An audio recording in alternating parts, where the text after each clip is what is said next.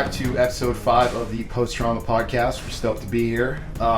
As always, it's Justin, Jeff, Pete. We're joined by our journey partner, teammate, Jim, who's here with us today. We're stoked to have him. Like I always say every episode, reach out. There's plenty of help out there for you to get. Check in on your friends. You don't have to suffer in silence. That being said, we are not mental health professionals, but that guy is. So we're kind of legitimate today. I was waiting for that. I was like, I know that would be I had that all planned in my head for like 2 weeks. No, we're stoked to not have just us three dummies pontificating about shit we don't understand. He's going to point out every inconsistency. He said wrong. He's going to analyze all of us. Absolutely not. No, you know what was cool? I was telling Jeff about this, and Justin, at one of the classes that you guys are doing a form of therapy that I don't think you guys realized you guys have been doing this whole time, by bringing people on and letting them share their stories and everything, and I think that's really cool. I'll let you guys in on that. It's more than just, I said 5 minutes in and he's already exactly. It's more than just a group therapy, because I've ran group therapies in the past, and it's a little bit, it was like a hybrid of like group therapy and trauma narratives, and I'll go over that later. Yeah, of course. Yeah, absolutely. Yeah. So, the big question for you is, why did you put the gi on in the first place, buddy? Oh man. Okay. Well, I put it on twice. Yeah. Isn't that crazy? Yeah. The first time, I believe it was in 2016, and I had joined with another guy at Steel City, actually. Yeah. And I was 26 at the time. I'm 34 now, for context. I will be 34. So back then, I had tried to seek a lot of approval from my dad, and I was like really excited about this thing, this jiu-jitsu thing, and so I was going to it. I was having a blast, and over time, my dad just seemed to ignore it, and that, because I sought so much approval from my dad, I eventually just kind of gave up. I had like one little tiny injury to my arm or something. I forget what it was, and I ended up quitting. I probably did. It's okay. And so, but then, I'm not gonna like make it dip too low, but my dad eventually he had got a cancer diagnosis, and he passed away. Over the course of like 4 years after he had passed, I started doing things that I was doing for me. And I wasn't seeking anyone's approval for it. Yeah. And that's when I showed up in February of this year. And a lot of people ask, like, what'd you do? And I'm like, do you really want this story? Like, it's like, how much time do you have? Yeah. Like, and so I'm also giving like a little bit of a nutshell addition to this. We got over an hour, bro. Okay. But wait, yeah. are you charging us? Like, do you need to buy insurance or anything? That would be. Oh my god! No, well, you guys are giving me therapy right now. I'm telling my story. I need to give you guys credit. We'll take your insurance later. Well, you don't want my insurance. That's I have bad insurance, I feel.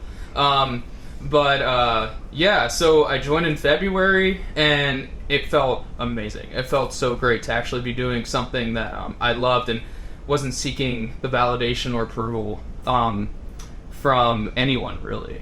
Other than yourself. Yeah, it was just me. Which I had, when I joined jiu-jitsu, I had realized I've been doing that my whole life. I was like, a lot of my anxiety and a lot of my issues had stemmed from like seeking validation in other people. Sounds familiar. Oh yeah. Yeah. I think we all kind of got that, at least to some degree. I still do it. What do you mean? Well, there's a nice quote. It's not mine.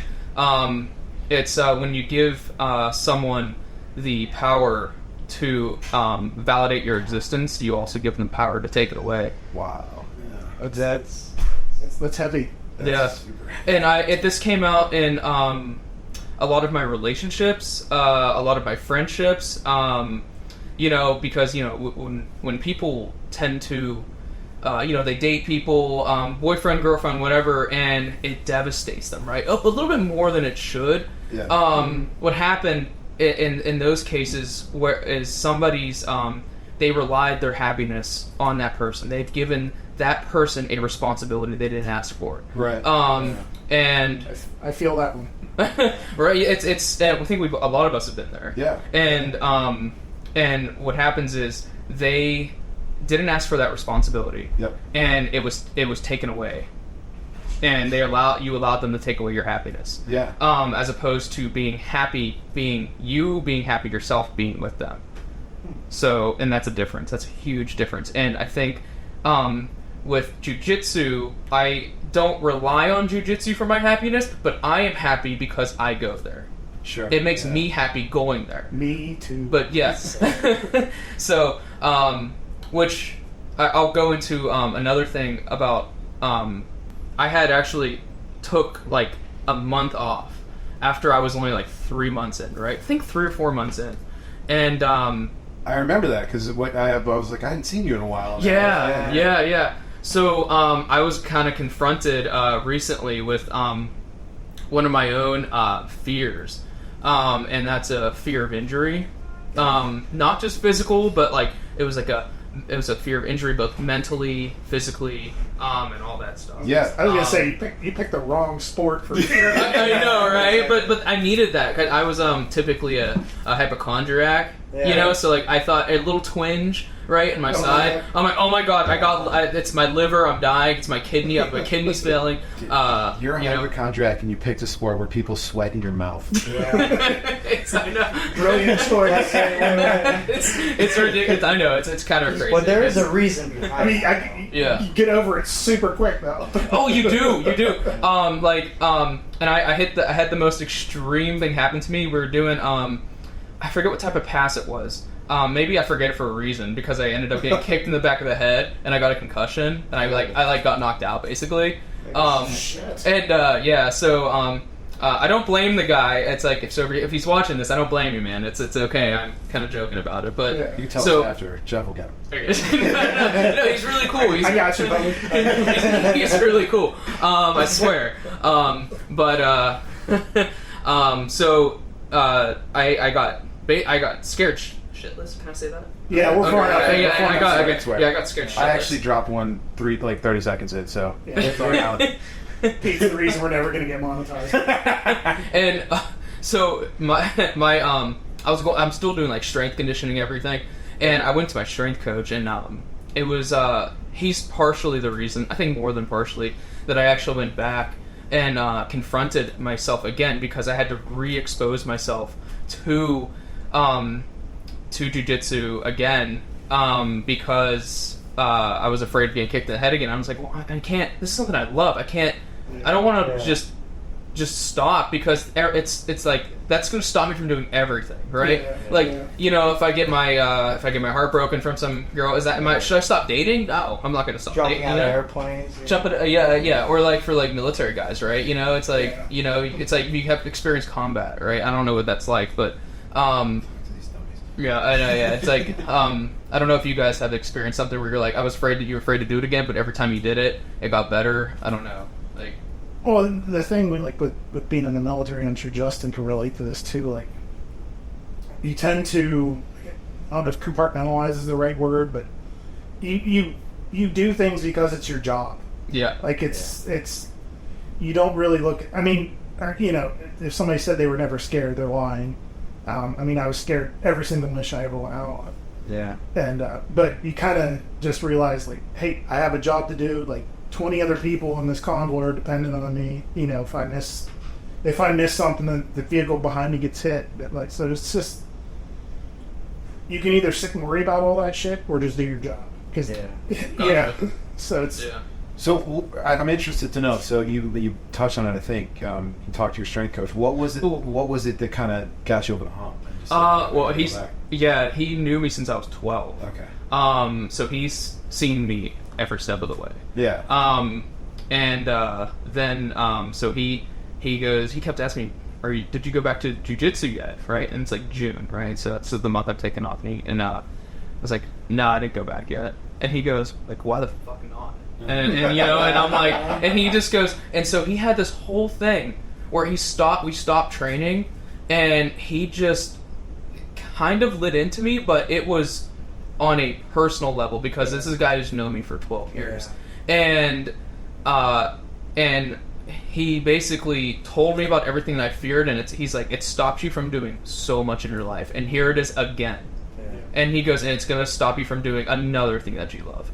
And so, basically, so I forced myself to walk back in and continue to go every single time. And every single time I was going for like for the next month, I was very like hyper. There's like this hyper arousal of like oh my god, the space around me. You know, every time someone did like a move or it was too packed, I was like nervous. But after like a month of doing that over and over again, just going back, and I don't even think about it, right? I bumped heads with the guy, and I was just like, let's roll, right? Yeah. So it's it's like whatever now. So, and that was a really, really cool thing. I also found myself, little like aches and pains don't bother me anymore. Like they hurt. Let me get it. They hurt. Right? And they don't bother me. I'm like real tough. No, I'm still like, I still get out of my car, and I'm like, oh, jeez, you know. And but no, they don't. I'm not thinking like it's cancer or something. You know, it's like I'm sore from jiu-jitsu last night. Every time I stand up, it's like or like my joints and everything. You know, I'm not jumping to that extreme. That's something jiu-jitsu really did for me. Another thing was, so I also write fiction. This isn't a plug. I don't have anything out. So, but what it did was slow me down. Like jiu-jitsu made me say like, it's a process. You have to slow down and you have to take it step by step because otherwise you're not going to get any better. And so even with my writing, I've taken that and put it into my writing. And I've been able to slow down my process and just focus on stuff. We've talked about that a bunch in some of the other podcasts. Like that culture. I mean, the culture of instant gratification. Of like, why can't I do this immediately? When, you know, in jiu-jitsu, like it might take you months just to figure out a sweep. Yeah. Right. It took me 9 months of failing to get my first scissor sweep properly. Well, here's 9 months. Yeah. Well, here's the thing about jiu-jitsu, right? It's not about the big wins. It's about those small little wins every single day, right? Yeah. And that's what helps you, like, get through stuff. Mm-hmm. Because, yeah, you could have a big win, but it doesn't really help you to overcome anything. No, because then if you can't do it again, right? You have to, like, it feels good, but, you know, what's that? You know, it's just a feeling, right? It's just... like something can feel good, but it doesn't necessarily mean it's gonna stick around. But like you just said too, like you can apply that concept of just slowing things down, like to like you said, to your writing, to whatever you know, if you're learning another skill or even at work, you know, like some big project or whatever. Yeah, because of the belt system too. The belt system really makes you say, I'm going to be a white belt for at least 2 years at the minimum, right? And so if once you accept that and you just learn to just work in that realm, it really like puts your like ego aside and that like I want this now, I want this immediately, and I want to get there as fast as I can. It's not going to happen. I mean, it might, but it's not. Are you really going to? You can make it happen quicker. Like if you're going 6 days a week, you know, twice a day, and you can get a blue belt in a year, 6 months, 9 months, whatever. You gotta have a lot of money saved up for that. You know, that's You were good at school, weren't you? Was I good at school? Yeah, high achieving student. How'd you know that? I'll tell you later. But I'll tell you. So actually, after a certain period of time, so college, everything before there was like a point in high school where I jumped. The switch flip. I had to switch flip. Yeah, I didn't want to become a therapist at first, so I actually that's a good story. You should tell it. Did I tell you that? No. You did. Oh yeah. Me. Yeah. So I think it was like I was in 8th grade and I told my dad I wanted to be in law enforcement.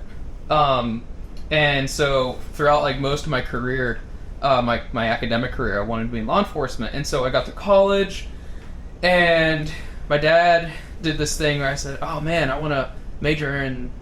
I think it was like sociology or something, and he goes, "No." He's like, everyone at the academy is gonna have that under their belt. Well, do something that'll set you apart from the other guys there. So I was like, "Oh, what about psychology?" And he goes, "That sounds good, right?" And I'm like, okay. So I majored in psychology, and so I'm about 23 when I graduated, and didn't go into police. I actually decided to try out working in my field first. And then I ended up staying in my field. So here I am, like 10 years later, still working in the field. Now I have an LPC now. So I'm an LPC. That's a licensed professional counselor. So, and I didn't think I'd get to this point. Especially after your first counseling session, the story you told me about. Oh my god. Okay, holy shit. Okay, yeah, that so background on this one. I'm gonna compare it to jiu-jitsu just a minute. Like, so do you ever guys have that moment in jiu-jitsu where you think you're doing really freaking good and you just absolutely get destroyed? Yep. Oh yeah. Yeah, okay. So All the time.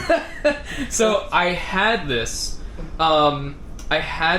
in my master's program. I realize not all master's programs do this, but we had this class where you would be filmed doing a therapy session, and you'd be partnered up with someone else in the class. And then you'd switch roles, and then you'd be the client, and they'd be the therapist. Well, we filmed, and the girl that I'm partnered up with, I'm like, oh, we're friends, right? This is gonna be so easy. I got this. I've been working in the field for at that point 8 years. I would say 7 years. And I was like, I got this, right? But I've never actually did an actual one-on-one therapy session, because I was more doing like crisis intervention, de-escalation tactics.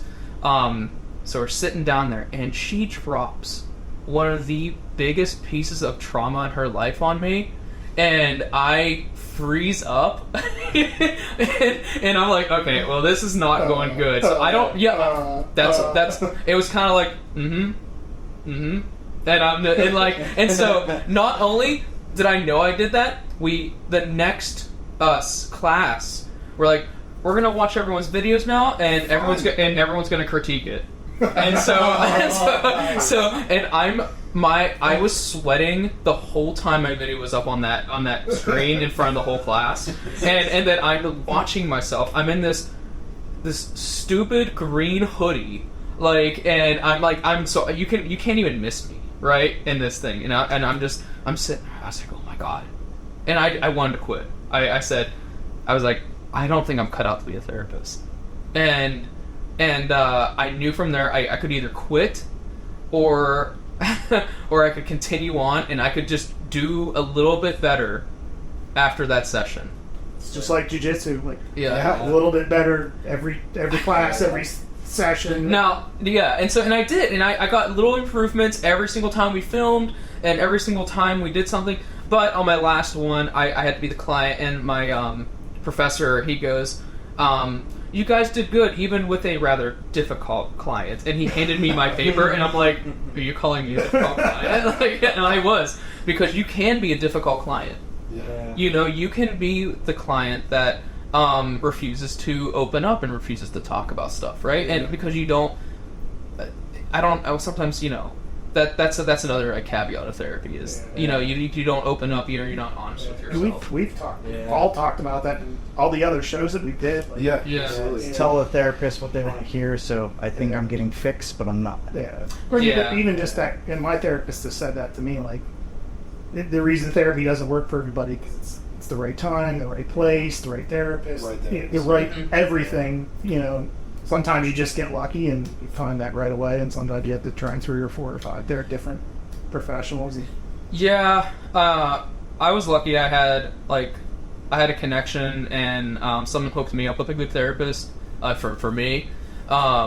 and him and I have known each other for a long time. So that, and I think the hardest thing to do as a client was actually be honest with myself. And the moment I did, I like broke down, and that was it. Literally felt like someone had pulled like an anchor out from my chest. Yeah. You're like, or even pulled something was in there, and I just pulled it out and let it loose. And from there it was easier. But the first time you do it, it's like really, real tough. Yeah. I've experienced something similar. Yeah. I can forget what mine was about. Actually, it was I usually can talk about my therapy. I can talk about my therapy sessions because it's not HIPAA. I'm self-disclosing, and that's okay. But I can't really, for other therapy sessions, I can't really give examples. But we self-disclose on here all the time. I've asked my therapist some funny questions. That's always fun. I don't know, but you guys, in terms of trauma, do you guys how's jujitsu? I'm curious how it fixed jujitsu. He's gonna start a therapy session here. I'm just curious. No. I'm just curious how. I'm just curious. I don't know if I heard it on the other sessions. How have you guys overcome stuff because of it? Or Absolutely, sure. Oh, for sure. Yeah. A big thing for me is when I go to jiu-jitsu, everything is always chaotic. I have 4 kids at home. I have 11 pads. Right. My life is chaotic. I do not stop. He couldn't pull out of a giraffe. Exactly. So when I'm at jiu-jitsu, all of that goes away, and I'm able to think clearly again without all that racking, job stuff. I have a hard labor job on top of that. So, and a kind of dangerous job where I'm thinking about my safety 24/7, and how can I get fucked up this way? Or, how am I going to die this way? Or in your case, how is someone else going to hurt you? Exactly. Or drop lines on my head. Yeah. But no, it just calms everything down where I can just focus on what's in front of me. Right. So same. I tell people all the time, it just turns the volume down on everything else, or it turns the static down, or whatever kind of metaphor you want to use. And it's just Jeff says it a lot, but it's true. It's like that line from Fight Club. It's after fighting, it's they turn the volume down on the world. Yeah. Oh, absolutely. For me, it was. I think it killed. I was painfully arrogant when I had no reason to be. Sure. No right to be. I was a fucking idiot. My life is a mess, and it was largely my fault. Largely stemming from choices, instead of just going well, shitty things happen, stand up and deal with it. It's wah. And when it was hey dude, things aren't going good, and things were really not going great for me, in my professional and personal life, and I was I can fix it. It's no, you can't. And going to a place where you start at the absolute bottom and being reminded that you still have so much to learn, and just developing that attitude of you suck at this, and you also, by the way, open your eyes, you kind of suck at everything else right now. So it killed my arrogance on you. Yeah. So for you, it provided more structure in your life, and really just put the pieces together, as opposed to with these guys, it seemed like it provided more of a grounding. Technically, it kept you guys in the present. That, and for me, it was when I was really super depressed and really, really, really bad. That was the light at the end of the tunnel. It was it was the lighthouse. Yeah. It was the one. Every day. It was the one thing that kind of kept me from unaliving myself or just doing bad stuff to myself. Or, Yeah. Yeah. Another thing with me too is I have 2 older brothers, me, and then I have 4 younger sisters. Right. So growing up, I never got anybody to say, "Hey, are you okay? Are you fine?" Yeah. And you get that at jiu-jitsu. If I'm off, people know I'm off. Yeah. I remember the one day you walked in, and I was like, "Man, that's not Justin." Yeah. So people, it's a community where people, you're so close that you know what something's off, but you also have people that actually care about you and want to reach out and say, "Hey, are you okay?" Instead of not just being "Oh, are you okay?" out of not actually giving a shit about you, just saying it because maybe you're a family member or maybe your mom or dad not saying mom or dad, wouldn't care about you, but Yeah. the people that generally give a shit. It's that person that you're not related to that's reaching out and checking in on you, and that I've experienced it a few times, and amazingly, like the exact right moments when I needed someone who has no reason to check in on me do that, and it's like, holy shit, like somebody actually cares about me. Right. And I think somebody that's not my parents, or somebody that kind of is required to. Yeah, that's like it's like when your mom says you look good today, and I'm like, but you're supposed to say that, It's like, and then it's with someone so handsome. Yeah, you're so handsome. Why don't you have a girlfriend? and then, but if someone out there, out in the open, says it, they have no, they're like, oh man, maybe it's true, Especially as men, because like we don't get compliments. No, man, compliment booster packs are the best. Like, What's that?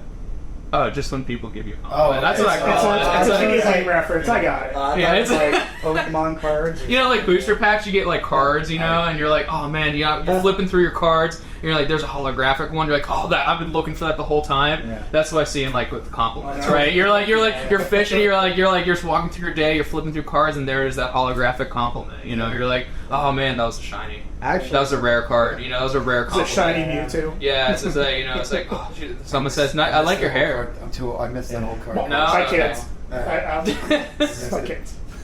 I don't know. That's one of the analogy I use. I was like, oh man, that was a secret rare. That was secret rare compliment. Is I'm really fishing for my hair to look good today. So it's like that's like your hair looks good. Oh, thank you. There it is. I baited that one. You're a Super Saiyan. I love it. Oh yeah, you did call me a Super Saiyan. I did. That one. Cool. Did you get that one? No, that one's so good. That was a Dragon Ball Z. Oh yeah, that's another one. Okay. Yeah. No, it's What? our nerds coming out. Yeah, exactly. It's totally. No, I give people more compliments now because me and Santino a long time ago had a conversation, and I asked him why he gives compliments to guys because he did it in front of me like 4 or 5 times, and he's like, because nobody gives guys compliments and it makes their whole day. Oh, that's so true. Yeah, and yeah, I think definitely men need to kind of stick up more for each other. Like, and like in a good way. We're not, no, yeah. We're not advocating being dirtbags. No. I know what you mean. Yeah, none of the positive masculinity. Exactly. Yeah, there's certain groups. And I've already talked with people about that. Those like my analysis of those groups, but and that's gotta be weird, like being a professional in your field and then like being in a big group like in a jiu-jitsu, because sometimes you got 30, 40, 50 people in class, and like, do you like notice like the group dynamics and stuff like that? Yeah, I mean there are like I wouldn't say cliques, but there are definitely people that feel safer with each other more than other people. There are some people that are loners, and I mean that's okay. I'm just and there's people that want to socialize, and there's people that, and then there's like the occasional person that's kind of a little bit off, and I'm like, okay, well, I'm like, all right, well, I'm just. Thanks for talking about me. I appreciate it. No. Actually, he was the first guy that rolled with me. He was the first guy I'd ever drilled with too. So, yeah. The second time, your second time back. Oh yeah. Well, my this is like my official first. Okay. Yeah. The other one was just like, that's a different me. That was like a different. That was like a different me. Well, if anybody knows me, I kind of talk to everybody. I like. Yeah. I'm interested from your perspective as a professional, because Jeff kind of touched on it a moment ago, like the things you observe, and we've all kind of talked at night, like on here and with each other about like why we feel that jiu-jitsu helped for us and like dealing with some of this stuff we've been through or whatever.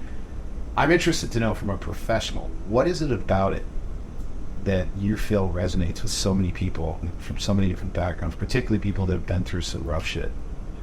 I love that question. Thanks. Good thing you nailed that. That is a great question. So you're looking for my analysis on why people just do that? Oh, dude. No, I actually do better with impromptu stuff. If I have I was always terrible at like the PowerPoints, and like memorizing it. So I would just wing it half the time. That's all we do for Yeah. I honestly think it keeps people in the present. And it all, not only that, but for a lot of people, it seems like, well, for an example, so anxiety and depression.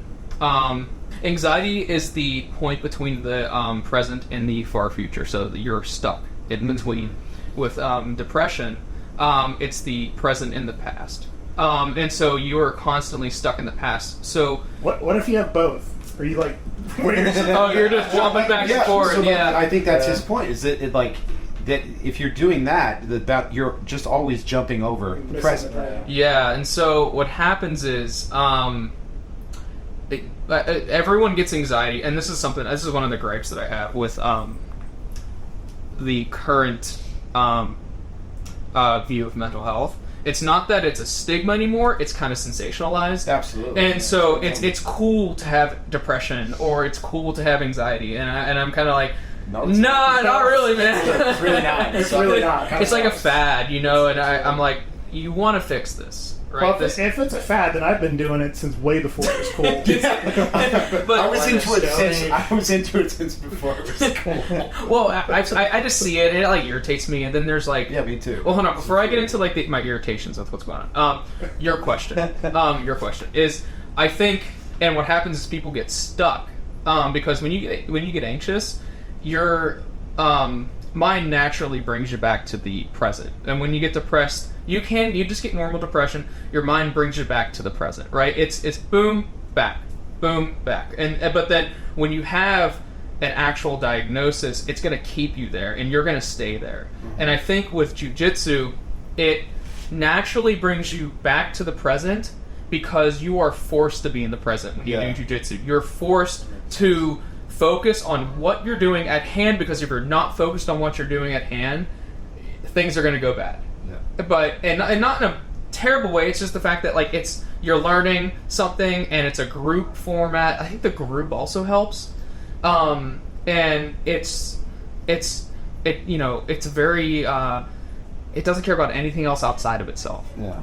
And I think that's what keeps people in the present. So that's what I can. You kind of have to be in the present. You Someone's do. trying to choke you out. Oh, you do, yeah, because otherwise you're gonna go Take an involuntary It's nap. lights out. It's the best nap you'll ever have, though.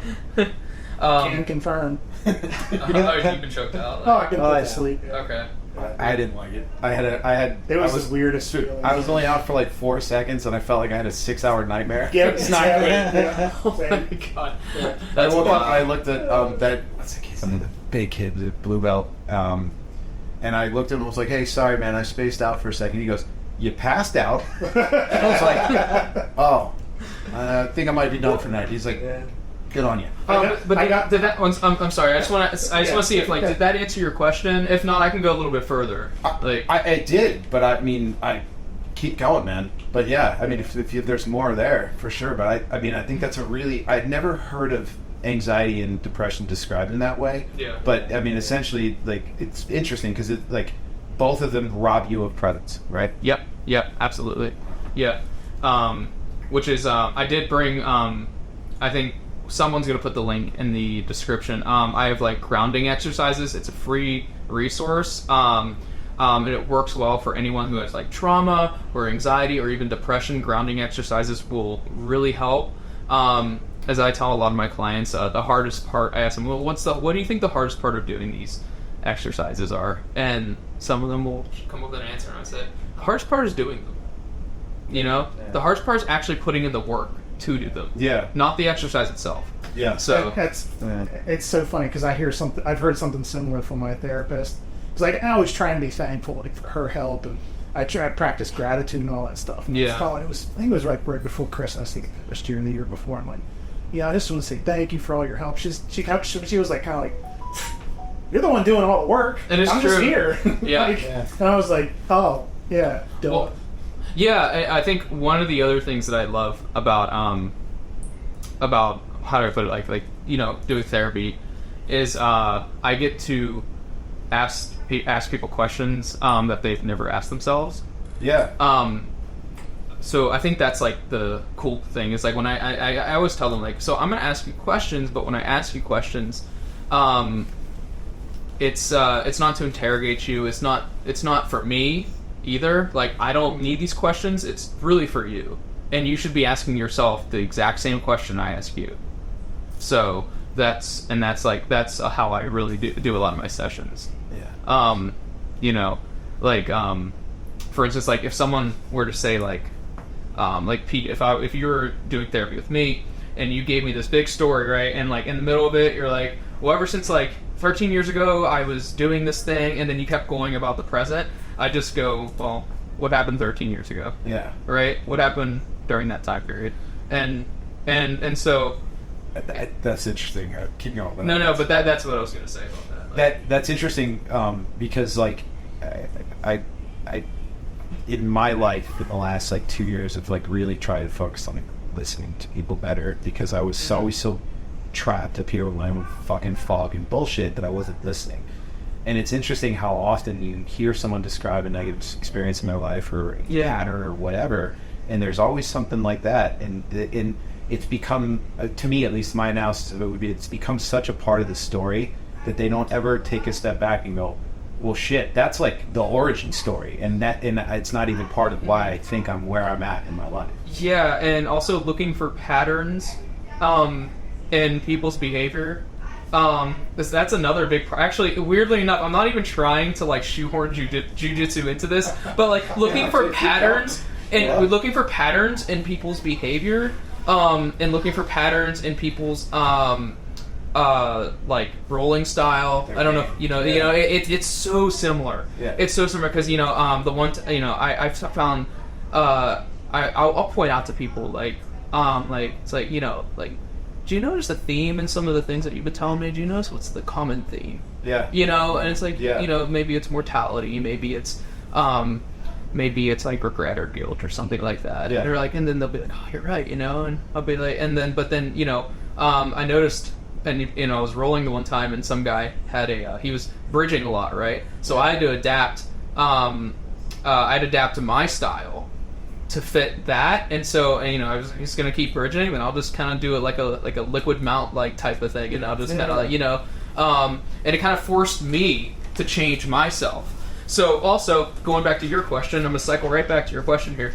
That jiu-jitsu also kind of forces people to be adaptable, to adapt to change, to adapt to their new reality in the midst of a role, in the midst of a drill, or in the midst of their reality. Yes, and so and then while you're in that role, you have to basically accept that is the new reality right now to your role. Like this guy or girl is doing this type of style when it comes to a role, and I have to adapt to that. Otherwise, I'm going to lose. Yeah. And life is the same way. With trauma is adapting to your new way of life. Trauma is adapting to and coming to an acceptance of this is how life is right now. And so a lot of like mental health, we try and look at ways in which we can create meaning and create like, how do we accept this new reality? So that's probably the reason why jiu-jitsu is really important to people, because it probably parallels with that.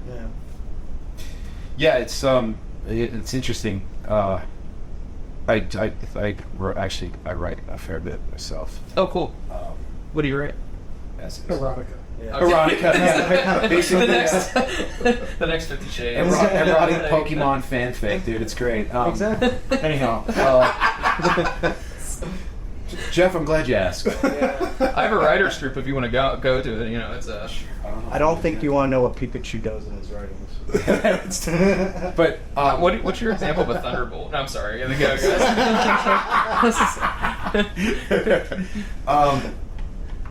It was right when I started, and I was going through some shit, and I had a rough day. I think I was between jobs at the time. I had interviewed for something, and I got that. There's that day. And I came in, and I was just in a rough shape, and I was like, had terrible role. You weren't there. I only worked at just at the time. I got my fucking dick kicked in, and I was just like walking out the door, and I was like fighting off tears because I was so angry at my life. Yeah. And this guy, he no longer at the gym, but he saw that I was struggling, and he just stopped me. He goes, "You all right, man?" I said, eh. He goes, "You laid it out. You look good. Keep at it." He goes, just keep coming in, man. These mats are a metaphor for life. We'll figure it out. Oh yeah. And I walked out of there and I thought about that for like days. And it was like, yeah, he's right. It's just like, it's good days, bad days. You got to just keep showing up. Oh yeah. Yeah, absolutely. Also, I'm gonna add to that real quick. Yeah, whatever you're going through, I'm glad you pushed through and I'm glad you stayed. Dude, I'm the happiest I've ever been. Yeah. It only took me 43 years to how to figure out how to not be. Now my goal is to make you sad. My buddy gets so pissed at me. He's in IT and he Hates his life. Well, I quote him because you say it only took you 43 years. Yeah. My friend said it's not his quote, and he's like, it's not my quote, so stop telling it's Brandon, it's your quote. He said the best time to plant a tree was yesterday. The next best time right now. Right now. Yes, yeah. sir. I say it all the time about jiu-jitsu. The best time to start was yesterday. And Exactly. Absolutely. I don't think you were meant. It seems like you were meant to take 43 years to do it. Like So- it seemed, It's I talk about this, Jess, my partner, all the time. We're starting a business right now, and a couple of, I tell her, I go, look, I could be like, oh, I wasted so many years and I'm upset and blah blah. I could do that. I could have that attitude. Yeah. Or I could have the attitude that I'm now happier than I've ever been. I have more energy than I did in my 20s, and I have the wisdom of a 43-year-old. Yeah. So get the fuck out of my way. Watch what happens next. Weather So the- like, but yeah, it's weather the storm, dude. But it's weather just the storm. like I dove into like the Stoics in the last year, like Marcus Aurelius and Seneca, and started reading all that stuff, and all of it really boils down to like every situation you have a choice on how to interpret it, and that same sentiment has been repeated over and over again. Like all the Stoics, I mean, there's a famous quote from Martin Luther King Jr. about the very same thing, which is like, life is not what happens to you, it's how you respond to it. Yeah, you can't choose what happens to you, Yeah. but you can certainly choose how you respond. that's the only thing that can control Yeah, I think your response. absolutely. And I I learned that in therapy. Yeah. But what's hilarious to me is that like you hear that message, you realistically, especially if you're like a kid as an athlete involved in sports, you probably heard a flavor of that message your entire life, and then one day the light bulb goes off and you go, oh yeah. Yeah, I think another thing that jiu-jitsu helped me with was being okay with my failures, and like kind of like, I don't know, some of them were kind of fun. Like, Yeah. they're like kind of funny to look at, even in like my personal life as well. Like I don't even call them failures anymore, they're kind of like Learning opportunities. yeah, but they're also like fun stories to tell, and like back in my 20s, remember like, we were talking, you're saying like Yeah. it took me like until I was like 30 to start acknowledging some of the like disappointments and everything, and it's like they're kind of fun stories to tell sometimes. Yeah. Like the one I told you about when I tried to hand my card out, tried to pick up a girl, a woman. And, yeah. Do you want to hear it, Pete? Oh, I do. All right, It's just when you say it's fun stories, it just makes me think I read the other day. Look. That it's not PTSD, they're just spicy memories. Like, Exactly. Look, no, I want to hear the story. look, I got to open up with some alcohol and a fire. So Oh boy. I tell the story to a lot of people, because it's like fun, because it's normally, when you have a business, I have a private. I don't have a private. I'm part of a private You're part of practice. practice, yeah. Yeah, so I have a business card naturally, right? And when you have business cards, when you're older, you're just kind of like, oh yeah, you find a woman attractive, you want to hand out your business card. But so it's like, so Do you? I mean, sometimes. I've never pulled that move myself. No, really? No. Oh, okay, well, maybe it's just me. it also depends on what profession you are too. Well, that comes into play, right? Because I'm a therapist, and it doesn't quite work the same way. So I got to chatting with this girl. We're at a coffee shop, and I was like, yeah, I'm a therapist, and she's a nurse. I'm like, oh, this is cool, right? Things are going great. So I'm like, oh man, maybe I can give her my card, and because it has my number on it. And so I'm like, hey, I want to give you like my card, and she goes, oh no, that's okay, I don't need therapy. And so and I was like, so she thought I was trying to solicit her. That's so rough, man. But you don't want to hear what sucks even more? I backtracked to try and explain to her that I was flirting with her and I wasn't trying to solicit her. So like I was like, no, hold on, I'm actually asking you out. She's like, oh no, definitely no. Actually, yeah, she did say that. No, she did say that. I'm so sorry. No, you predicted the rest of the story. She was just like, she goes, oh, is that what you're doing? And I'm like, yeah. And she goes, oh, she laughed. Okay, well, it's still a no. It's like, so you like crashed and burned, yeah, and then like you know, like the Wile E. Coyote, then like you crashed and burned, and then like another giant rock fell on top of you. Oh my god, it was the most. And that rock was on fire too. It was the most cartooniest thing. And I walked out. I was like, all right. So I sat there with a little bit of drink. I finished my coffee, and I'm like, walked out to my car and I started laughing. I was like, I can't believe I just did that. Did this really happen? Yeah. Is this reality? It was so there's two reactions to that. It's like you either go out to your car and laugh, or you go home and you huddle at the bottom of the shower and cry. Yeah. And I think I'm trying to see if there's any like that was like the same thing with like kind of failing at my first like therapy session and everything. And then there was the in jiu-jitsu sometimes like I kind of laugh because I try and pull a move off and it just doesn't work, and I'm like, oh, and like someone goes, nice try, man. You know, it's like, you know. I do that a lot. Yeah, I think Dave, the black belt. I was rolling with Dave, and he's like super funny He's the best dude ever. Oh, I mean, he has been a great mentor. So is Elvis. With those two have been, and Kevin, purple belt. Yeah, the mayor. Yeah, the mayor. Those three have been like kind of like my three like mentors so far with like handling stuff. And Dave, I tried to pull a move off on Dave, and he just goes, he was just like, because he kept telling me, he kept going like, come on, man, just roll. And I tried to do something. He goes, oh, I'm not gonna let you do that one. I was kind of embarrassed. I was like, oh, okay.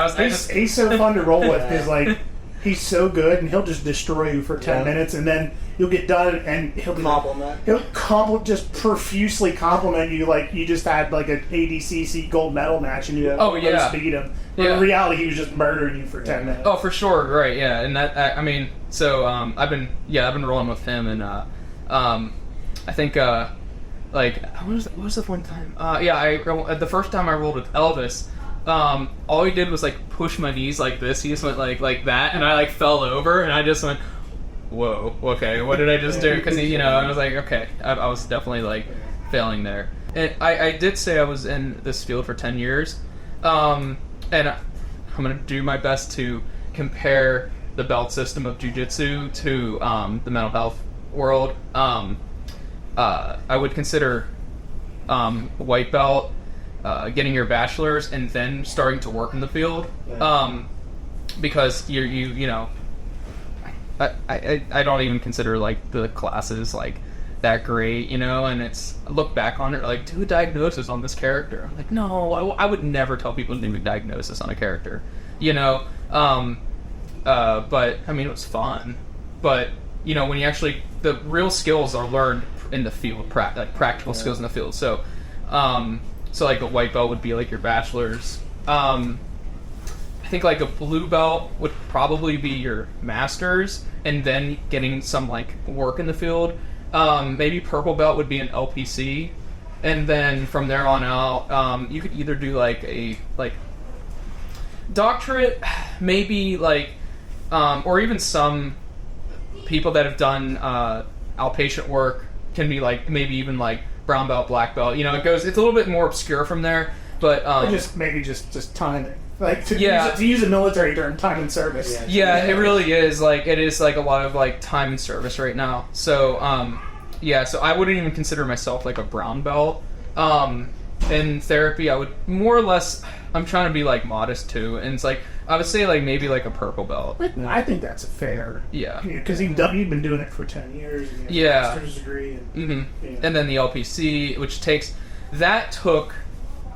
the LPC is a bitch. So it's and so is the masters, because a lot of people don't realize what it takes to go into that is so you get your bachelor's and then maybe you do some field work, you work in the field, or some people go straight to their masters but I can tell when I can tell when they did that, because it's like they have these like rose tinted glasses when they go into their masters without working in the field. And I was like, what do you think therapy is, man? Like, what do you think this world is? And it was like kind of funny.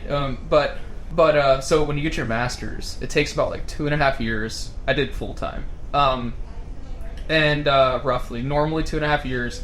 And then to get your LPC, you need to take a kind of like a standardized test, along with 3,000 hours of supervision hours post graduation. So you don't even get your LPC after your master's. 3,000 hours? Yeah. So, and then you have to take another test after your master's.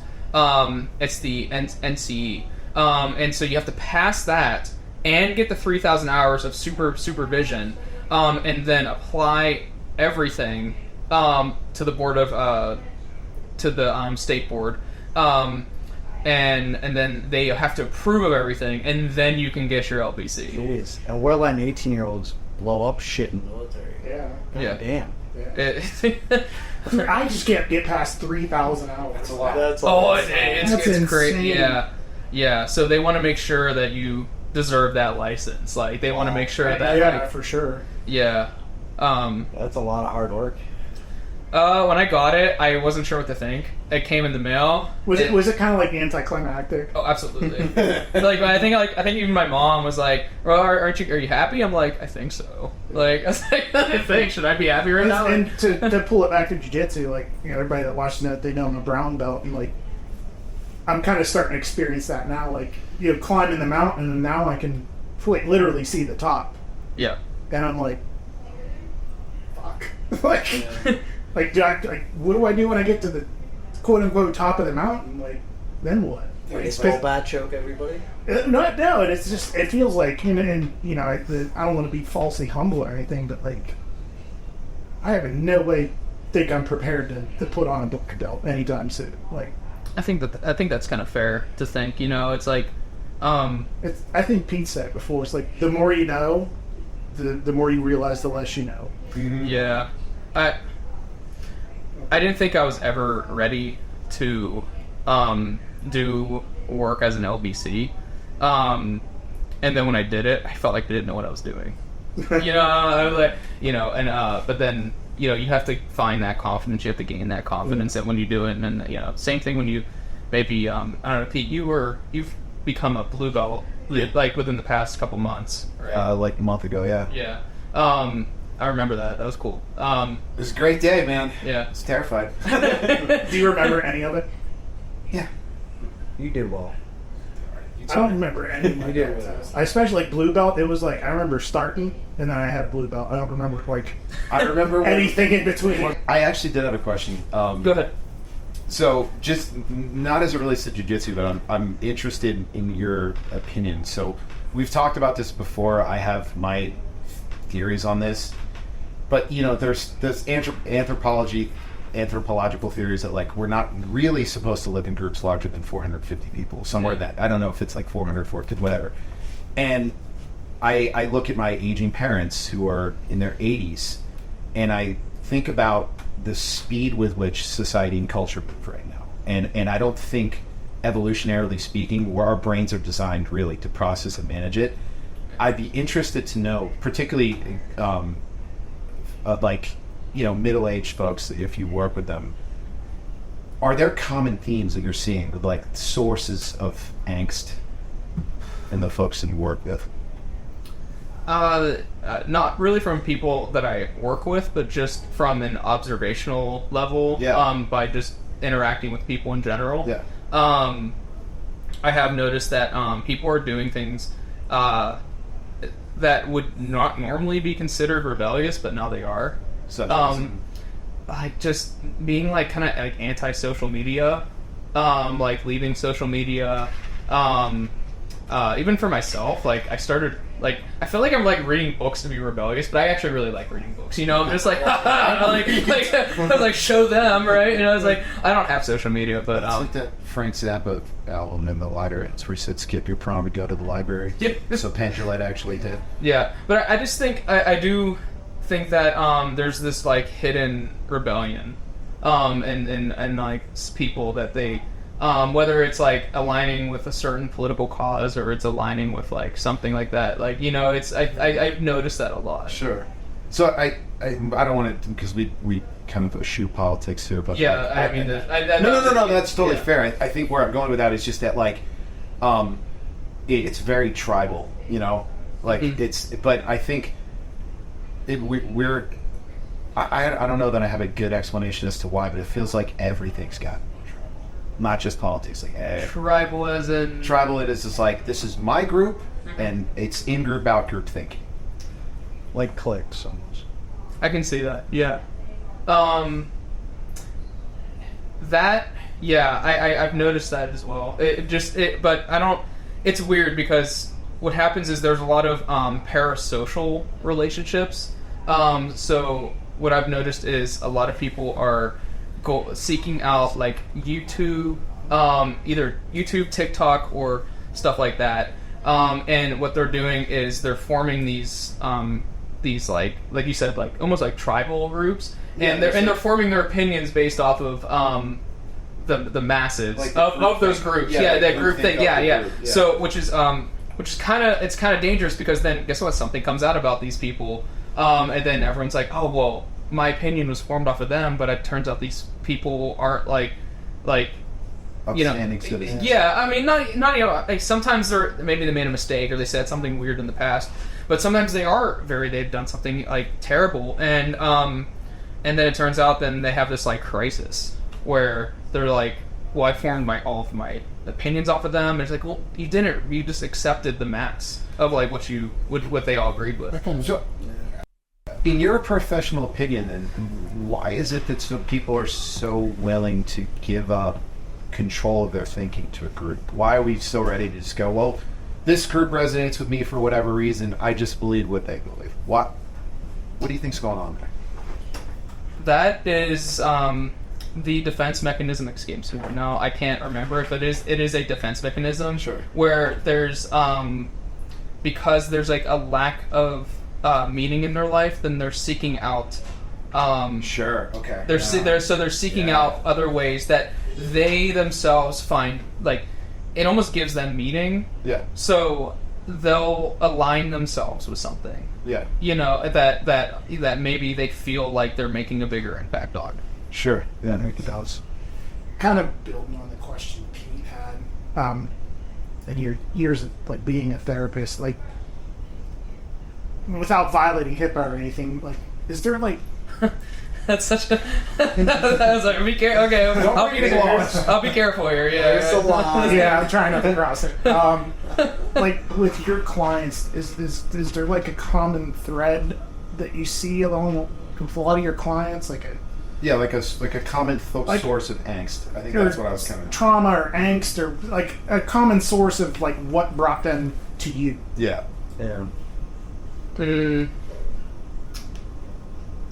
I guess I'm confused about the angst part. How do you? That's why I tried to say, like, sorry. Is there like you see like a common thing that leads people to seek therapy?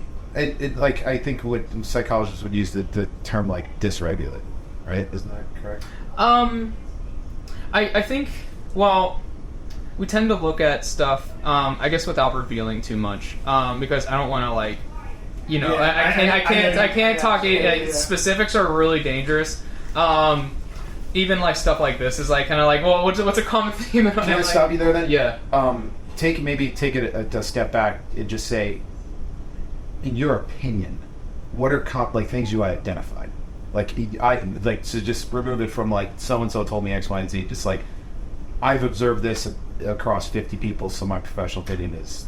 Oh well, I mean, okay, so like, in that case, I mean, if I'm observing just like a lot of people that go to therapy, I guess it would be like there's a quality of their life. Their quality of life in one area has depleted almost entirely. Yeah. And that's usually when they, see in more than one area. So it's like, that's when they start to notice. So do you have, like, in your practice or in your way of viewing things, do you, when you say someone's life is depleted in a particular area, Do you have a set of like 5 or 6 or 4 domains that you kind of think about when you're working with someone? Yes. Like, you know, your physical life, your emotional. Do you have? What are the ones you go to? So there's your family life, there's your work life, there is your social life. I think, and there's like your love life, and there's another one. I mean, it can be a multitude of different areas, but if your quality of life is dropped in any one of those, I think more than like 2 or 3, typically people start to they'll notice it themselves, and they're like, why am I not happy? Like, why am I not like why is I'm like not functioning in this area? Yeah, you know, and it's like you said, it's like once you listen, like you can kind of figure it out for them. Yeah, you know, or you can figure it out with them. Yeah, sorry, not for them. I don't like to do things for people. Doing things with them. Yeah, so I don't really, and each person is very unique. Yeah. So I don't like to really have like a common, because there's everyone has a common theme for themselves. I don't really think there's like a theme that's present throughout. Now, if we're talking about what's going on in like the culture and or in our society right now, there are themes in that can contribute to maybe being more anxious, being more depressed in today's day and age, or being more like hyper aware. So what have you seen with that? Like, just expound on that, I guess. Yeah. So okay, so we're on the right track then. Okay, definitely. Because I didn't think it was fair. I care about all my clients, and I don't like to. I treat each one of them as like an individual thing. Like I just want to point this out, that there's no like Swiss Army knife for like every single client, right? There's nothing there. Like I have my tools, but I have to treat each one with an individualized care. Because that's not fair to them, and that's not fair to me. Like it's like, you know, because like I'll go into like a session and someone will bring something up, and then I'll say, well, that throws all my plans out the door. You know, and I say, so no, I gotta switch gears entirely sometimes. So what I've noticed is with what's going on in today's day and age, there is there's a lot of, how do I put this? I would say we're broadcasted a lot more. Yeah. So we're not used to actually. What was that quote you said about being in small groups? Yeah, there's like it's an anthropological study that I read years ago, but basically it's like we're not really designed to be living in groups, like larger than about 400 people, and they did studies like looking at like early human settlements, and once the group got to a certain size, it usually split. Yeah. So what happens with that is, I think you were way more ahead of this conversation than I was, which is really cool, because what's going on is because of the we're always being on camera, we're always online, and it's like, and without you knowing, someone could be filming you, or someone could be you don't know when you're going to go viral for something, right? And you're not even trying to. Exactly. Yeah. Oh man, I you know what's bad? I didn't think I always try to avoid conversations about that, and then here it is. It's like, it's in front of me. But that's what I mean. I think people, in the back of their minds, they know that when they are like, they're out there in the open, right? They're out there for people to see, and it does something to the brain. It really does something to your mind when you know that you're being you're allowing access to people to see like parts of your life that are normally private, and you have access to a ton of other people, which normally we wouldn't have access to. How is it possible that in this day and age, with social media, that we can be, with the quote is, you're more connected than ever, but you're more lonely than ever. Yeah, for sure. I was just thinking that. What I think is fascinating though is that, like, my kids' generation, young people have learned from watching maybe not elder millennials like my age group, but like younger millennials destroy their lives online. So young people now, like I read something recently about like young people literally, like, if their picture's being taken, they'll hold their hand because they don't want their face being shown. I asked my daughter about it. She goes, yeah, dude, I don't want anyone posting anything of me without my permission. That makes sense. There's also, well, that leads to another aspect that I think would answer your question is the fact that when people post things, we only see their successes. Right. You don't see the progression.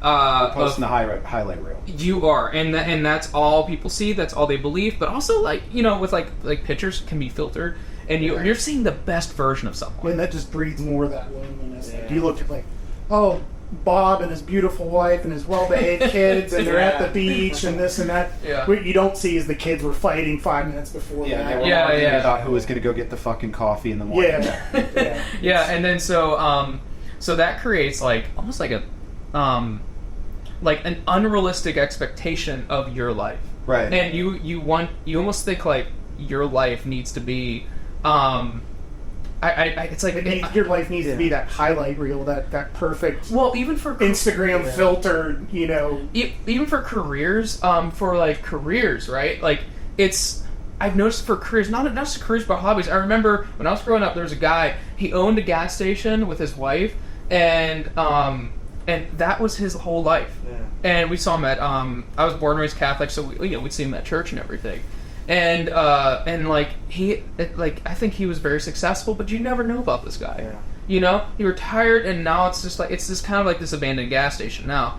But like that guy was fine, but I don't think that is an acceptable way of life right now. Like that's not like not acceptable, but it's not like it's acceptable, but it's not a glamorized one. It's not one of like the ones that are like you see posted a lot, and I think that's kind of a shame because you should be able to be happy doing anything. Well, you see everyone wants to keep up with the Joneses, right? So you have that saying. So I think, people see all this stuff online and they have to have a huge house that they necessarily can't afford, but it's keeping up with everybody else. So now you're in financial problems. Now you're getting, worried. Because you're trying to have that perfect Instagram filtered life and highlight reel. Or, you're changing your body because you're seeing somebody else and, that you saw. Yeah. That makes you, feel bad about yourself or your imperfections or, That's why I tell people about all my embarrassing moments because they're like, so they know it's like, it's okay. It's okay, I like For the record, I will not be judged for my Botox. You don't have to. It's like, I was going to... It's just on other things, that's all. Just hot yoga. Hot yoga? Hot yoga is fun. Exactly. No, like, I really like what you said a little bit ago. Like, we've never been more connected, but we've also never been more one. Yeah. And, like... So, I'm interested, again, from your practice when you're dealing with, like, working with clients who are, or maybe struggling with that, like, and what's the word, like the dissatisfaction with their existence that's maybe stemming from that kind of stuff. Like, what exercises, what counsel, how do you help them in those situations? See, that's weird because that's like, I have to get I usually do like a biopsychosocial. Sure. So like I get their whole life like kind of encompassed, and but even that doesn't cover everything because sometimes something will come out in the middle of a session. I'll be like, when did you start doing that? And it's like, oh, so you've been like, so I know, I remember, I wasn't even, this wasn't a client, this was like, a girl that I was, that I wasn't talking to, I was kind of like, she wanted my help with something, and so I was like, yeah, I'll talk to you, right? Because people call me up sometimes, and they'll be like, they know I'm a therapist, and they'll be like, can I just like, vet to you, and, I get some free therapy. So, yeah, I don't mind, it's like, it's what I do, and so I was like, yeah, and so, and then, came out, eventually in the middle of it, she was just talking about how, like, she goes on Instagram all the time, and it was just like, so I kind of had to focus on that. But, so I don't know, that like, answering questions about, like, in general, like overall, is, like, really tough, because everything's individual. But everyone is so unique. Everyone is, and I'm not trying to, like, dodge the question. No, of course not. But that's what makes it so hard about, like, therapy is, like, because every single person is so unique with such unique experiences, and every one of these experiences matter. Yeah. And I just have to interrupt, but like that's so, like what you just said is so powerful. Like everybody is so unique. Their experiences are so unique. Like that's it, And the experiences matter. and they matter. And in this connected society where people think like they have to be, back to like they have to have that highlight real life. Yeah. If they just realize like they are one person out of over 7 billion people, and they are specifically unique. Their experiences are specifically unique, and they all matter. And that's why it's so hard for me to answer. I'm sorry, Pete. It's so hard for me to answer these questions. Is because like I just don't think of people in that way. Sure. Yeah. You know, like it's like. No, I think you answered it perfectly. No, you really did. 'Cause Yeah. I mean, to be like fair to you, like I was asking as if humanity is a monolith, and it's not. So I don't believe so. Yeah. I think like it's just I think it's really cool how I used to be like kind of cynical and bitter. You get like that in therapy sometimes, right? You get like that when you work in a field for so long. And when I worked in residential, right, it was hard to and it was like a crisis all the time. And all I thought was like crises are going to happen all around me, and eventually I only became comfortable when there was a crisis. Yeah. And I actually had to get therapy for that. And I think because you at that point you probably only saw people when they were at their worst. Absolutely. Chaos becomes your normal. And so I thought that was that's what people were, right? And so I needed. God, it took me a long time to get out of that. You get numb after a while. Yeah, but the greatest, but I also, when I was talking about like the fear of like injury, and like the fear of like when you are Blowing up because it's really hot in here. it is hot, but I think one of the best parts when I finally got through that bitterness, and I actually got through this like point of like after my dad passed, I was afraid to connect with people. Because I was afraid of like that injury, right? I don't want to feel hurt. I didn't want to feel that loss again. Sure. And it was hard for me to relate to people. And when we talk about when you talked about like you asked me a question about my clients and everything, or just in general like people, I think one of the best parts about like being a human being is that we have the ability to hurt each other, and most of us don't. And I think that is like the thing that like kept me going. Like we choose to not hurt each other. He's dropping some bombs. He's dropping some heavy shit. Quotes, some quotable quotes. That's a good one. I mean, but that's how I learned. That's truly what I believe. And I think like the fact that we have the choice to not do that, and even with and that's such a 180 from like being the cynic and seeing everybody at their worst to then realize like we could do a lot worse to each other, but we just don't. We don't. Jiu-jitsu. We have the ability to hurt each other, and we choose to stop at the certain point. It's that unwritten contract of stop. Yeah, and we have trust. That is the thing. There is a trust in other human beings that we don't know entirely. We don't know everyone in this gym in our like at Steel City, right? Yeah. But we just have to put in our trust, even if like at some days I'll look around like, oh man, all my partners are taken, and I was like, I guess I'll just trust this like rando guy that I've never met before, and like, I got you, homie. Yeah. Fine. And so we put our trust in someone that they're not going to hurt us. Yeah. And I think that's also what brings people to jiu-jitsu as well. I'm coming back to your question again. No, that's like but that's Let him finish, Pete. No. No, that was it. I want to piggyback on that because it's like, you tying jiu-jitsu and the metaphor of it to the rest of life, but ultimately, like any sort of interpersonal relationship, if it's going to be evolved beyond acquaintance to friendship or romantic partnership, you have to have that trust that the individual is not going to hurt you. Absolutely. And even if they do hurt you, that doesn't mean like the next person will. You know, but we're always going to be like hurt. Like you can't get out of the world unscathed, right? You can't. No one's going to leave this place unscathed. And I think you just have to accept that fact. And that's harder for most people than others. But I think it's the trust. I on that front. Are you familiar with Jordan Peterson at all? Yeah. He's, some people think he's great, some people think he's an asshole, but I listened to a little snippet from an interview with him the other day, and he said that ultimately a good mother has to fail because you have to offer your child up to the world to be broken. He does I feel like you could just expand that to every parent. Yeah. He does it. Clean up your room. Like. Yeah. No, but to his point, you said, like, no one gets out unscathed. And, like, his point is, like, as a parent, you have to offer your child up to the world to get broken. Absolutely. And accept that. And you also have to realize that you're gonna fuck your kids up. Exactly. It's how bad and Okay. how you give them those coping skills to kind of. Given that we have a therapist in the room, is it possible to raise kids without fucking them up?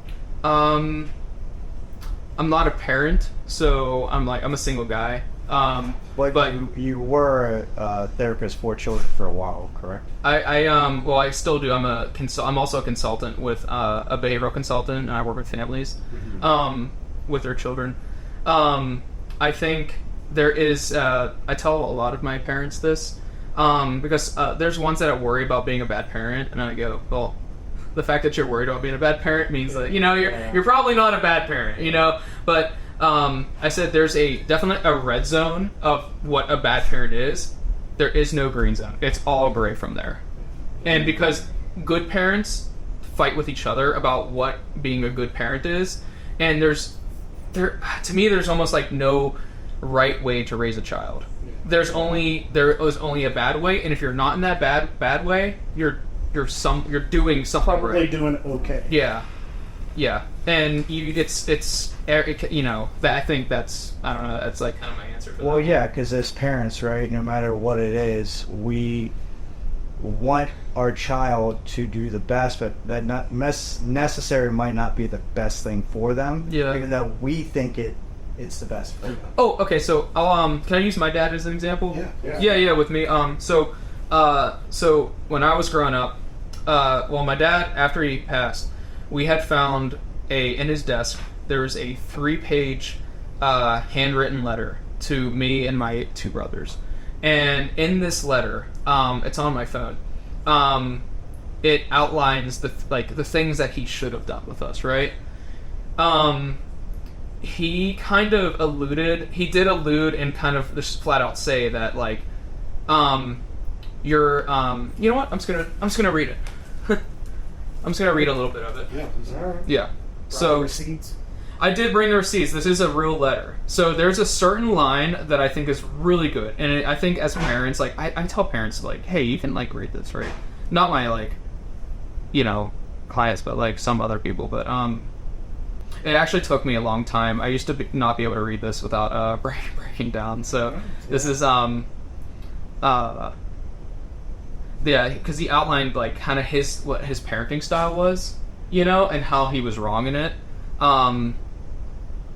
And I think, it was actually, he goes, most of the time when I have something to say, I think it through and decide whether it's necessary to say it and whether there will be some benefit to what I want to say. Most of the time I try and say things which may guide you in a direction that helps you avoid mistakes, disappointments, and struggles. In retrospect, this may have been the wrong approach, and to the extent it was, I am sorry. And he goes on to say, you see, struggles and obstacles are simply most important things in life that help us cope, grow, earn, and succeed. Failure is actually a friend to those who are willing to accept the failure, learn from it, not repeat it, and keep moving forward no matter how hard you get hit, no matter what level of setback that failure causes. So then he actually goes on to describe how accepting responsibility for certain things, and how our failures should have motivated us, but in fact they didn't motivate us. They did something else, and he blames himself for that. And I was crazy because he didn't allow us to actually correct our mistakes, right? He took the blow for us, and I think that was him as a dad trying to protect us. Yeah. So You got 3 dads sitting here. We're all nodding. and I'll let you guys read the letter in full. 3 pages, but that was his big thing, was doing what you wanted. Actually, that actually made me go out and start doing the things that I want to do for myself, because later on he mentions doing that. Yeah. I imagine that was incredibly difficult for your brothers to find after your dad passed. Absolutely. Like, the fact that I can read that so clearly now and not get choked up, I know I'm gonna get choked up when I read it. When I read it. Yeah, I remember reading it in therapy, and each paragraph took me like, oh man, each paragraph, like, I couldn't even read it. Like, I would read it aloud, and just like, and even in my head I would read it, and it would just take forever to read. But I'm at this point now where I'm like, no, I've like accepted it. And it's great too that you have that from your dad. That what they call it, but like that letter, that his feelings on paper. Yeah, that's awesome that you have that. Did you feel differently about your father after, like, reading that? Were you able to look back on your life and experience with him and feel differently? Every year, I felt different. First year, actually, this year was the first year that I actually allowed myself to be angry with him. I was actually angry at my dad because of things that have happened in life, and like because of like I think my life circumstance at the time, and I'm no longer angry at him. Like, I love my dad, and I always will. And I mean, he made mistakes like everyone else. He made mistakes like I have, and I had to like accept that. Like, he was a flawed guy. Yeah, like, I'm a flawed person, and like, I think in anyone's situation, he probably would. It's like I had to like just learn about who he was as a person, to fully stop being angry at him, but I had to allow myself to be angry. Yeah. Because I wasn't for the first 3 years, and the fourth year, I was angry at him. So I can tell you as a father myself, I have a lot of regrets with my son, and things that I may have said or done that has molded him into the kind of the person he is today. Yeah, he is 11. It's been a little while, but there's always something that I'm like, okay, what can I improve on? What can I do better? Yeah. That he'll never know unless if I tell him, I find it so awesome that the three of you guys, like, kind of, does your son do, your son isn't jiu-jitsu? Yeah, he does. I think that is the coolest thing ever. Like, honestly, I think, like, just like, I was the oldest child. So I do kind of have this thing where I like look up to like other guys that are older than me. It's like big brother. So like I'm always like, but I want to find other people. But I think it's like the coolest thing to see like dads and their sons doing the same activity and enjoying the same. Because I never had that with my dad. Like we were always like in like kind of fighting with like the same activities. I didn't either. My dad worked a lot, and so like he wasn't at my baseball games. My dad was older than I am now. Yeah, my dad. Wow. Yeah, I'm 1 of 7. Like, my oldest brother's 60. My dad's 87. Oh wow. Yeah. My dad was non-existent for a lot of my life, but now he's present and healthy, and his mental health is good. Yeah. Where now, I was angry at him for a long time. And so we actually sat down and had a conversation. Now I understand what he was kind of going through or dealing with that he couldn't overcome at that point. That's isn't that crazy when you sit down and have a conversation with your dad and you actually get to know him, that it's like changes your view of him. Like I can think of the exact time and place that we had that conversation. Do you want to go over that? We were the strangest thing. Sorry. It's the most Western Pennsylvania strangest thing.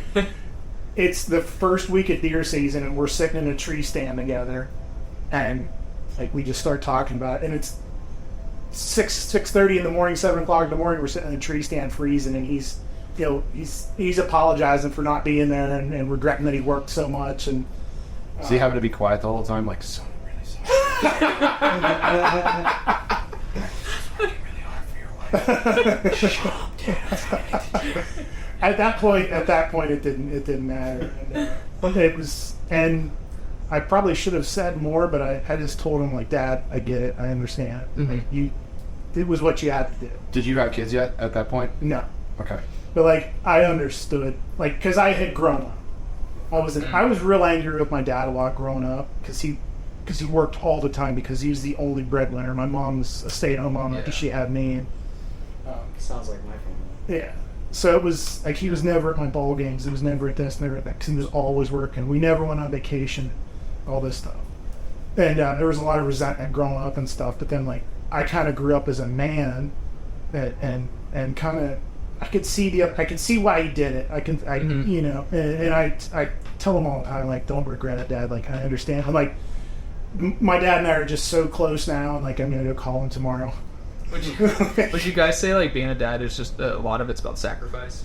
Absolutely. Yeah, 100%. Because here's the thing, right? We have two options. We can either work a lot to provide for our family, or spend time with them, and that's what a lot of fathers are torn in between. Right? Yeah. How do you? It's either I go to work and not see my kids to provide for them, or I don't provide for them and I do things with them. Yeah. So it's kind of like. And the guilt that comes along with it. I mean, I hope to be a dad one day. I don't know, like, I was always wondering if I'd be a good dad, you know? It was like one of those, and like... You said it earlier, if you're thinking about being a good dad, then you are the good dad. Yeah. I was like, well, be a good dad. Dude, the best part is when they get to be about 10, and it's the weirdest thing, because they're like 10 years old, and at that point, you know, I've been alive 30 plus years thinking, like, I know a thing or two about how to, like, go through life, wake up in the morning, make myself food. Turns out, once they hit about 10, you find out you're wrong about everything.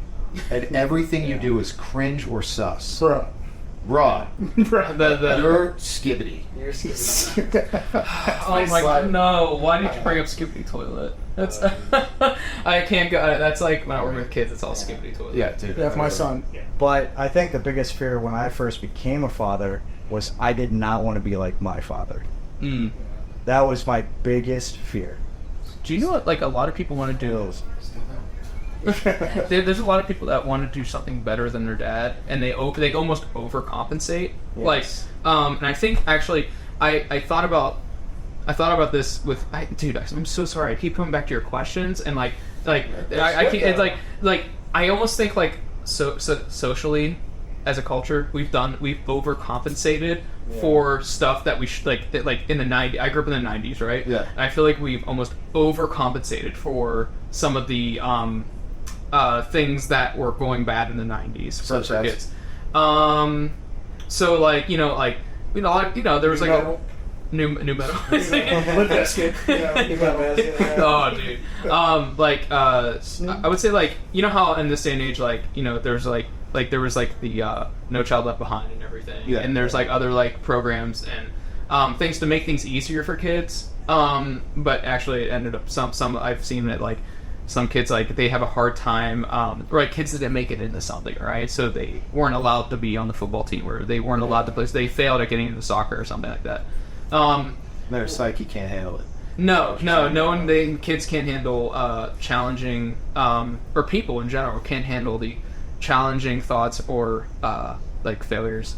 But that's because I think there was an overcompensation for wanting, like, the younger generation to have a better life than they did. Because a lot of those parents are raised by boomers. Yeah, that's what it is. The Gen X parents. The Gen X parents. Because we raised ourselves. Mm-hmm.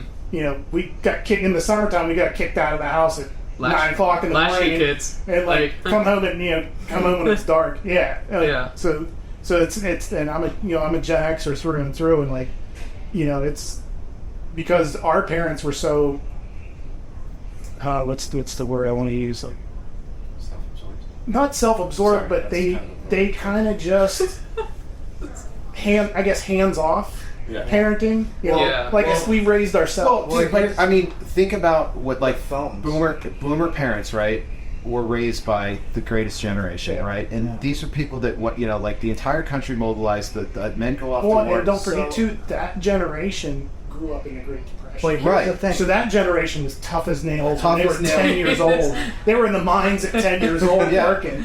And then they come home from a war, and then, like, let me finish, sorry. Like, they come home from a war, they have the GI Bill, they built, and they're like, hey, we worked for all this shit. Figure it out, dummies. Yeah. But here's the thing. What is the difference between, going outside and your parents locking you out the house, opposed to parents now being on their cell phones? not paying attention to children. It's a good point. Similar, I guess. Yeah. It's a really good point. I got lots of guilt for that. The iPad generation.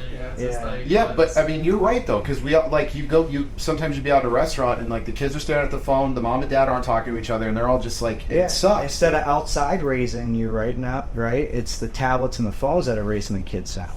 Yeah. So, but one thing about like my kids, like what you were telling them, about you want to be better than your own parents, is with my son, I'm starting to notice he's kind of getting spoiled because I grew up with nothing. Like my first, and I tell this story all the time, my first brand new shirt and pants was my military uniform. Oh wow! Because I always had hand-me-downs. That's wild. I've always had hand-me-downs. My mom was a single mom, raised 4 kids. We didn't have anything. So I want to give my son everything, but at the same time, it's making him not appreciate the stuff that he has. Yeah. So now I have to step back, and now I'm making him earn stuff more, and stuff that I should have been getting. I say that to my kids all the time, like, you need to be more appreciative of the things you have, because and I tell them, like, I didn't grow up poor like you, but like, we didn't have much extra. Like, it was, we had enough that we weren't going hungry, but that was about it. Yeah. And we were appreciative for everything we got. I keep telling them, because they get spoiled with, I got them phones recently, which I think was probably one of the worst mistakes I think I've made so far as a parent, giving a 10 and a 12-year-old cell phones. But I have no idea how I'm going to raise kids because I had the. I still don't. I still have no idea. Well, you know how people's like, well, I grew up rich, I grew up poor, something like that. Like I had like both experiences. Pete's a rich kid. I had well, I had both. Like I had the wealthy experience, and then when my dad passed away, like there wasn't like anything saved, and then we went to being like this. I call it like fake wealthy because like he didn't save anything. So then like it was just like we went from doing that, and then we're all like broke, and we're like poor. We're like, oh crap, we have to like sell everything, and like there was nothing saved away, and like no and so like it went from that to living like paycheck to paycheck, and it was just kind of like whoa. I say so. I'm like I don't even know like what that's how I'm gonna. I am saving though, so I think that I'm doing something that my dad didn't do. Get that 401k. I know. It's like crypto. Doing some. That I said that you're crypto. No, you guys, wait. You should know about this. You are in Iraq. They're going to revalue the Iraqi dinar. You just got to buy as much as you can right now. Billions worth. Yeah. We can make like jujitsu coin. Yeah. Like and like we'll make like I don't know. It's worth a 10,000th of a cent. We'll make choke coin. Exactly. Choke coin. And I think that's probably in the BDSM community. Oh, Jesus. Oh yeah. I'm like going down some rough territory. Some rough territory. Let's get back on track. Why did you pick jiu-jitsu? Like, why was? Oh, you mean like all the other martial arts? Or any other activity? Because like I try to say this like every show. Mm-hmm. Like, we had jiu-jitsu, but like it's not for everybody. Like your thing might be weightlifting or running or crocheting or whatever. Like how did you choose jiu-jitsu? Like what landed you on jiu-jitsu? That's a really good question. I don't know. Sometimes when you know, like I just kind of like. There's all these other martial arts out there, and I know you can compete with jiu-jitsu. Yeah. And it's like... Let me rephrase it. So, like, you knew you wanted to do... Was it you... I knew I wanted to do martial arts. Okay. I've in the right one. I've always wanted to do... Yeah. I've always wanted to do martial arts. I've been attracted to it since I was, like, super young. Bro, I grew up on Karate Kid. I never seen Karate Kid when I was, like, 10. Do you ever watch, like, Bloodsport? Oh, yeah. Do you ever, what was it? Oh, yeah. Anyway, we can go on for kung fu movies and everything. It's like, but I don't know. I've always been attracted to it, and then I don't know, man. This is gonna sound really weird, huh? Said the Three Ninjas movie. I didn't even know I've seen that. Beverly Hills Ninja. No. Surf Ninja. Like, the Chris Farley one. Is that Beverly Hills Ninja? I can't remember. But anyway. Yeah. That's what that's Justin's part of the show. He just gets us off track. He has some funny stuff. He really does. I think I don't.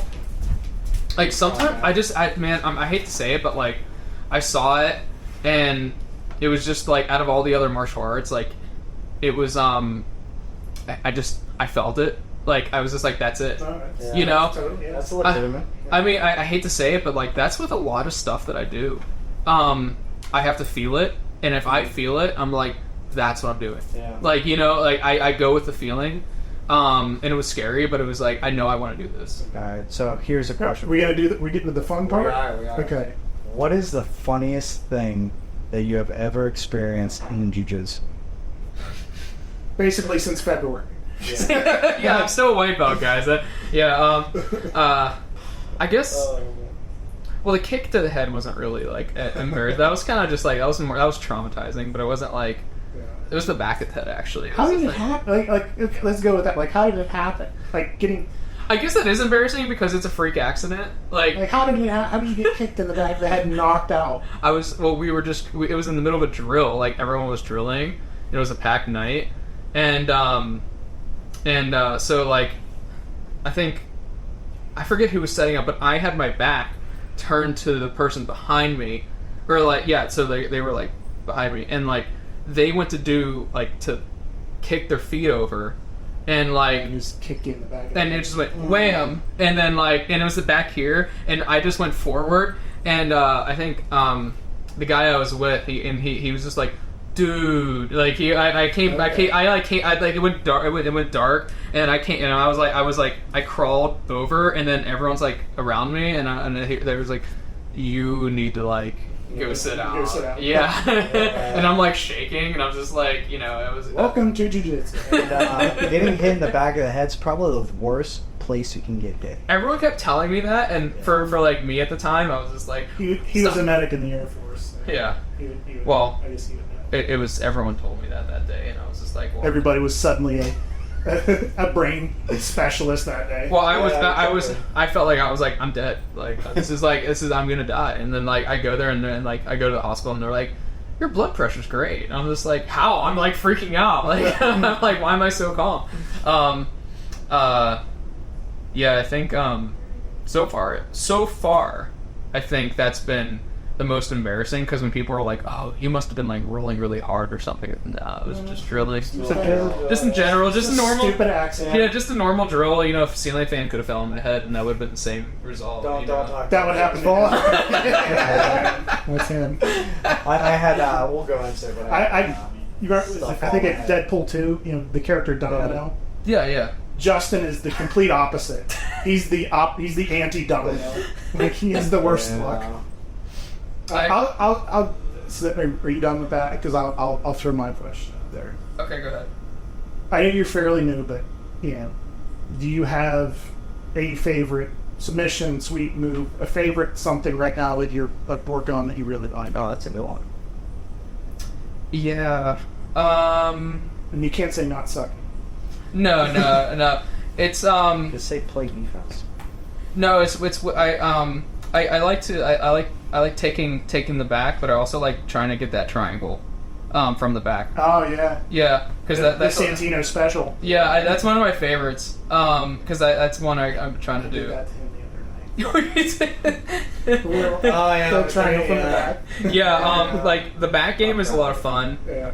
And then that's cool to hear from somebody new, because you know, normally like it's such a dominant position when you're new, but like most people just don't know what to do. Yeah.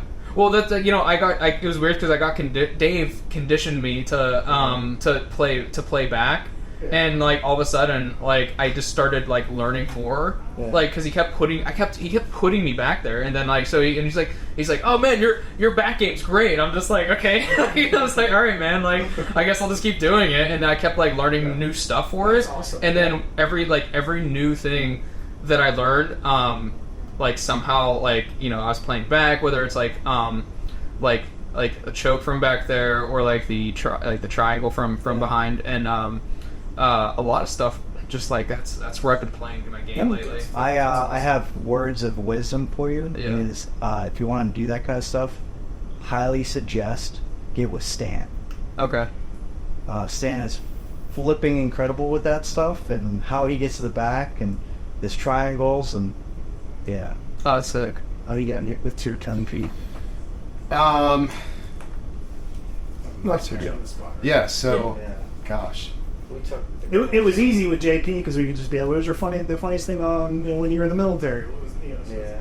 Because we can't ask you funniest thing you've heard in therapy, because that's... I can say some of the funniest things I've said in therapy. Oh shit, you're the first non-military one we've had. It's not to steal your question. Yeah.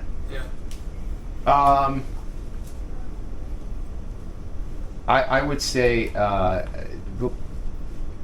kind of to piggyback on Jeff's question, like stuff you like, but along those lines, like, is there, because there are certainly things that, like, Justin told me when I first started that, like, a year later I was like, oh, I should have paid attention to that. So is there anything that you found that, like, when you started that, like, a couple months in, you were like, I probably should have just listened the first time?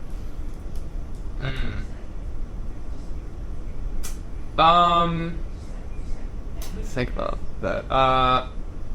Probably a lot.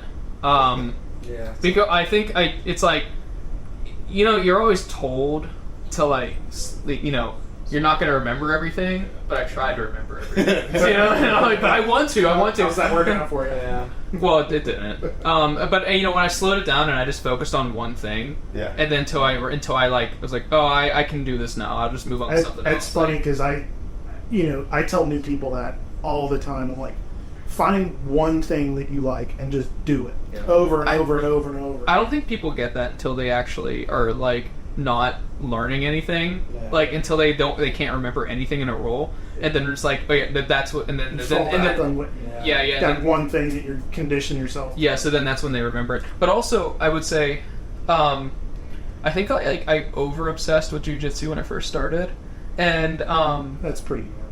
Yeah, it became like, but now I have a balance of it. So, like, I'm you know, reading my books, I'm writing, but when I was like, I'm still like weightlifting and everything and running, but spoken like a single guy. All that free time. Can you how to tell you someone's single? Yeah, that's like. I'm just getting nostalgic and like. Yeah, you should feel privileged too, but Jeff knows your name. Oh, I do. That's the other joke on this show that I kind of. Well, I have to learn some new white belt names because Pete and JP are both blue belts now, so that doesn't count anymore. Oh yeah. But the bachelor life, like, I don't know, it's kind of fun. But this isn't my, like, hey, I'm single thing, so don't worry, I'm not trying to, like, ladies. No, it's not. No, it's like, I'm fine. He's a Pisces. He likes to go hiking. I like being an uncle. You know, I think an uncle is being fun. You know, I am an uncle though. He likes sunsets, maybe. You know, walk songs on the beach. You know, it's a what was it? Oh yeah. So I went overboard with it, and then when I took that like break, I came back. I'm like, all right, let's balance it out, right? 3, maybe 4 if I'm lucky times a week, and that's it. You know, and then I have time for everything else. So, especially now you're in your 30s. Yeah. Hey, well, you have no excuses. I go like 5 days a week with 4 kids work. So. Okay. All right. Well, I'll say it on the other side because like I'm staring down the barrel of 50, and it's really, for me, it's longevity. Yeah. And you know that's why I kind of said you're in your 30s. Like, but that would be my advice too. Is like to think about like I want to be doing this in 10 years. Yeah. Oh, I do. Yeah. Tap early and tap fast. Yeah. Well, but that's where not overtraining. Because I've known people that did the 6 days a week, the 2-a-days and stuff, and they just get all these injuries. Yeah. Well, you can't go hard every single day. My hips, they're just like they're especially because I still like do like squats and everything, and like, you know, which helps, but like it's just some days my hips are just like killing me. So like I have to like really be careful, you know. Get it up there. You're preaching to the choir there, but I had surgery on one hip and PRP injections in the other one. Nice. I've had knee surgery, shoulder surgery. That's the other thing I tell new people. I'm like, it's not, especially somebody like you worried about injury. It's not if you're going to get injured. It's when and how bad. I already did. So I'm over that hump. You'll get injured again. Don't worry. So you guys don't know how to tone everything down yet because everything's so tense and like you're like at ball of tenseness. Yeah. And that's my advice to you: is just try to be relaxed. I bet, yeah. Practice it. You want him to my stuff here? Pete's still tense. I'm working on it. I think it brought some excellent resources, and we're going to link to everything in the description box. Do you want to just kind of real quick just go through what you brought, like what we can share? Yeah. All right. So free resources, right? So one thing I have here, I'll pass these around. So for people that have trauma, hold on, I'm gonna pass them out. There's common reactions to trauma. So awareness is the first, kind of like the first line that you need to take to like kind of recognize what's going on in you. So like a common reaction to trauma sheet I wouldn't like people to go over. You're giving us homework? There is a creating an exposure hierarchy. So the one thing to do is to not avoid thinking about your trauma because it may feel good in the moment, but you kind of want to slowly expose yourself to not re-expose yourself to like re-trauma, but to expose yourself to these things that remind you of the trauma, because it's going to make the thoughts better for you. So there's a hierarchy. There's a thing on exposure therapy I have for everyone. I wouldn't do this. Exposure therapy is good, but like she should be done with a professional. And then lastly, what we'll link to is grounding techniques. So grounding techniques is you can do these things anywhere. And they're coping skills for people to do if you are having anxiety, if you're experiencing like flashbacks or other like very like uncomfortable symptoms of like PTSD. You can use these grounding techniques, and they are very, very helpful. I've done a lot of them for myself, so I would highly suggest doing them. I wouldn't be giving them to people if I didn't try them myself. So, and do you have ways that we can like link this? Yeah, we're gonna link everything. Absolutely. And I didn't get to go over Pete's job is I didn't get to go over the trauma narrative, which is what you guys did. We kind of do here, which is really cool, but maybe another time I can go over the trauma narrative. We would love to have you. Did you just invite yourself back? Probably. Yeah, you did. And for part 2. No, it's This has been awesome. yeah, that's everybody watched probably seeing me look at my watch, like we try to keep it in and out, but like we were going so well, and I wanted you to keep going, just kind of let it go, and What's the best? kind of blabbed on for almost 2 hours, but I'll let Pete grab it. Yeah, absolutely. Well, first of all, my man, thank you for coming out. This Thank has been you. Awesome. It's an honor. And everyone watching, please check out these resources that we're going to be sharing. And again, as Jeff said at the outset, if you're struggling with something, speak up. No point in suffering in silence. Yeah. Also, if you guys like the content, please comment what you guys like and don't like, so we can improve them. We're going to turn the comments off. I don't want to invite trolls. I don't want trolls. No, we don't. All right. Thanks, everyone. Have a great evening. Thank you. Later. Thanks.